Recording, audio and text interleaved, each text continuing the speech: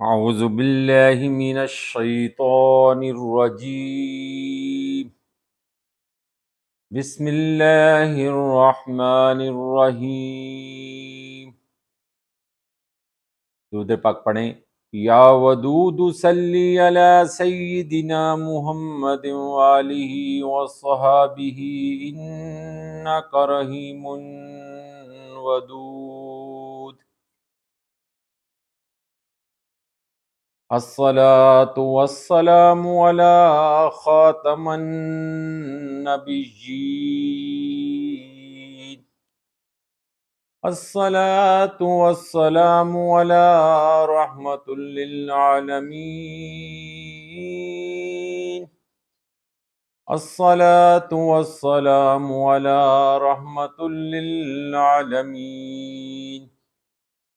حدیث اليوم، حدیث نمبر 3330 صحیح مسلم حدیث صحیح۔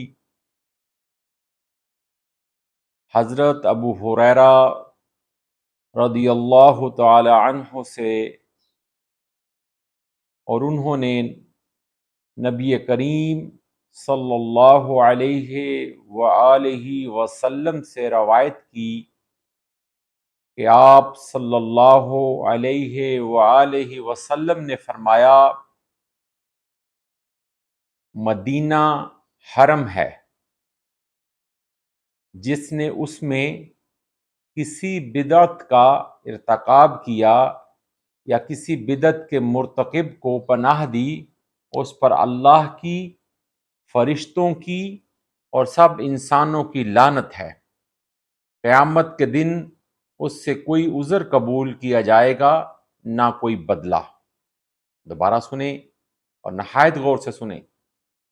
حضرت ابو ہریرہ رضی اللہ تعالی عنہ سے، اور انہوں نے نبی کریم صلی اللہ علیہ وآلہ وسلم سے روایت کی کہ آپ صلی اللہ علیہ وآلہ وسلم نے فرمایا، مدینہ حرم پاک ہے، جس نے اس میں کسی بدعت کا ارتکاب کیا یا کسی بدعت کے مرتکب کو پناہ دی، اس پر اللہ کی، فرشتوں کی اور سب انسانوں کی لعنت ہے۔ قیامت کے دن اس سے کوئی عذر قبول کیا جائے گا، نہ کوئی بدلہ۔ اللہ اکبر، استغفر اللہ ربی من کل ذنب واتوب الیہ۔ خواتین و حضرات،